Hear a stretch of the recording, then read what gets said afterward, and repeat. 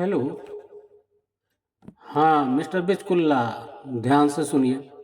आपके अकाउंट से terrorist group को 50 लाख का फंड ट्रांसफ़र हुआ है। राष्ट्रद्रोह का केस बना है, एफआईआर दर्ज हो चुका है, इन्वेस्टिगेशन स्टार्ट है और आप निरंतर हमारी निगरानी में हैं। इसलिए बेहतर रहेगा आप खुद को अभी हाउस अरेस्ट में रखिए। अदरवाइज़ घर से बाहर निकलने और भागने की कोशिश देखकर मजबूरन हमें हथकड़ी डालकर जेल भेजना पड़ेगा। अब बेचारा मिस्टर बिचकुल्ला डर से मेमियाता हुआ नकली पुलिस अधिकारी से अपनी बेगुनाही का रोना रोता है। सर, मैं तो किसी को जिंदगी में 1000-2000 तक मनी ट्रांसफर नहीं किया, फिर मैं देश के दुश्मनों को 50 लाख कैसे दे दूंगा? बिचकुल्ला जी, जिंदगी भर डिपार्टमेंटल ड्यूटी में अनगिनत लोगों से पाला पड़ा है। आदमी की पहचान तो सूरत देखते झटके में हो जाती है। चेहरे और बातचीत से लग तो मुझे भी रहा है कि टेरर कनेक्शन नहीं होगा आपका, लेकिन दिल्ली ब्लास्ट में जिन आतंकियों को पकड़ के खंगाला गया है उनमें आपके व्हाट्सएप नंबर का भी हवाला है। देश के इतने बेगुनाहों की जिंदगी से खेलने वाले को तो अंतिम परिणाम तक पहुंचाना हमारी ड्यूटी है। ठीक है, इन्वेस्टिगेशन होने दीजिए, जहाँ तक होगा ध्यान रखेंगे आपका। लेकिन अभी गिरफ्तारी से बचने घर में रहिए और बात अपने तक सीमित रखिए, अदरवाइज हमें कठोर एक्शन लेना होगा। तो प्यारे आत्मन, यही है डिजिटल अरेस्ट।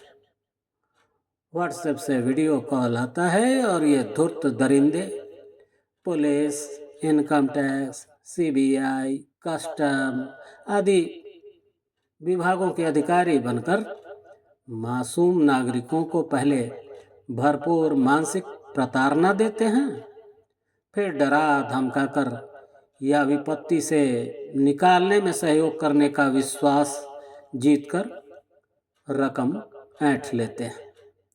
और आश्चर्य की बात यह है कि भोले भाले ही नहीं, बल्कि लोगों के बीच पुरुषार्थ की धौंस में अपनी मूछें ऐंठने वाले भी सारा ज्ञान बल भुलाकर इनके आगे घुटने टेक देते हैं। आखिर क्यों हम इन जालसाजों के हो जाते हैं शिकार? क्या हम वास्तव में इतने मूर्ख हैं जो इनकी कठपुतली बन जाते हैं? बिल्कुल नहीं। अपने सेटअप, गेटअप, आवाज और अंदाज से उस समय वे हमारे विवेक का अपहरण कर लेते हैं, इसलिए हम उनके तात्कालिक मानसिक गुलाम बन जाते हैं। प्रिय आत्मन, प्रत्येक मनुष्य में बहुत सारे गुणों के साथ साथ भय, लोभ और क्रोध का दोष भी जन्म से ही रहता है। अगर कुछ साधु संतों में ये दोष न हो तो उन्हें प्रणाम करता हूँ, लेकिन यहाँ मैं सामान्य लोगों की बात कर रहा हूँ। अगर हम गौर करें तो हम अपनी इन्हीं कमजोरियों के कारण जिंदगी में समय समय पर मूर्ख बनते हैं और इन साइबर अपराधियों के शिकार बनते हैं। लोभ की सुनी हुई एक घटना सुनाता हूँ। एक पढ़ी लिखी युवती ट्रेन से कहीं जा रही थी। एक गांव की बूढ़ी माता आकर उसकी बगल में बैठ गई। बातचीत का सिलसिला शुरू करने के बाद बूढ़ी माता युवती के गले में पड़ी सोने की चैन की तारीफ करने लगी। मानवीय स्वभावश युवती भी बूढ़ी माता के मोटे चैन की तारीफ करने लगी। बूढ़ी माता बोली, नहीं नहीं बेटी, तुम्हारा चैन ज्यादा सुंदर है, इसका डिजाइन तो मुझे इतना अच्छा लग रहा है कि मन कर रहा है तुमसे बदल लूं, लेकिन तुम मानोगी नहीं, इसलिए बोल नहीं रही हूं। नहीं आंटी, आपका चैन मेरे चैन से काफी मोटा है, बदलने पर आपको बहुत घाटा हो जाएगा। अरे बेटी, बुढ़ापे में मोटा पतला कौन देखता है?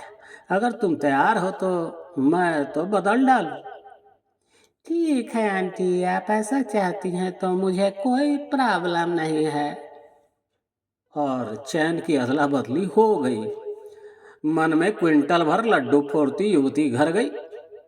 जांच में पता चला कि चैन सोने का नहीं था।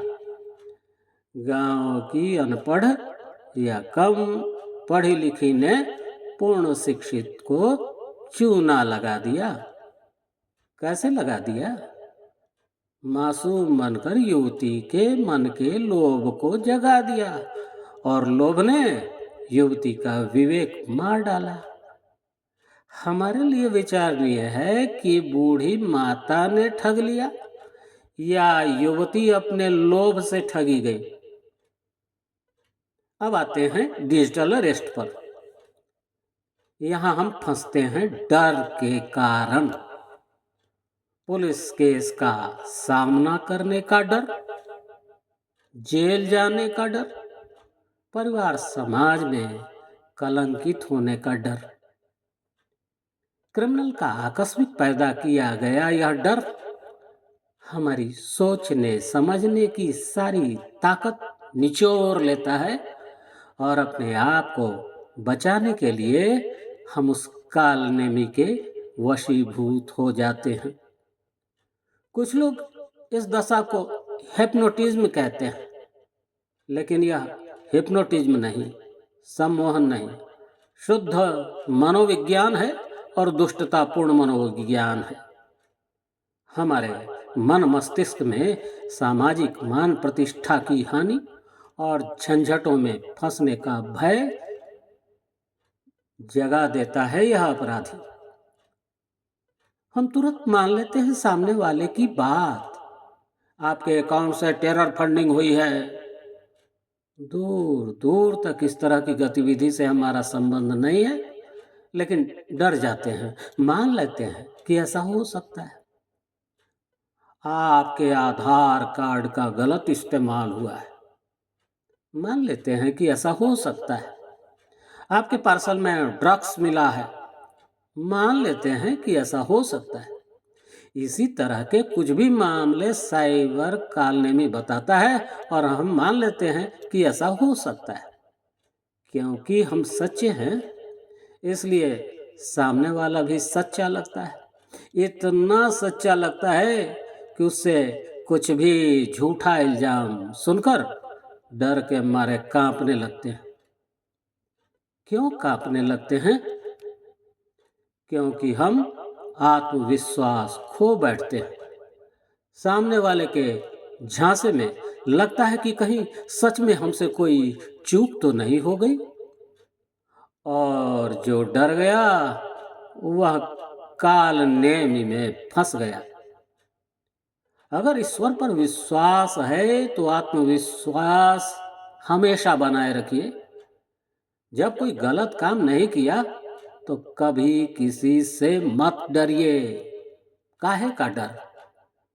गैंगस्टर, हत्यारे, आतंकवादी तो डरते नहीं, और हम सीधे सच्चे नागरिक इन मानवता के जल्लाद धूर्तों से डरकर थरथराने लगते हैं। थोड़ी देर के लिए मान ले कि वास्तव में बैंक अकाउंट बंद करने की धमकी दे रहा, इनकम टैक्स से वसूली की धमकी दे रहा, आतंकी संपर्क की धौंस दिखा रहा, वगैरह वगैरह। तो नर्वस क्यों होना? सच्ची घटना में पुलिस या संबंधित विभाग घर पर ही पहुंच जाती है। पूरी तहकीकात होती है, केस चलता है, कोर्ट का डिसीजन होता है, उसके बाद ही कोई प्रिय अप्रिय स्थिति सामने आती है। तो प्रिय आत्मन, बस एक मंत्र हृदय में बैठा लें। किसी कालनेमी के सेटअप गेटअप के झांसे में आना नहीं है, डरना नहीं है, बल्कि अपने नज़दीकी पुलिस स्टेशन या 1930 पर शिकायत तो बाद में करिए।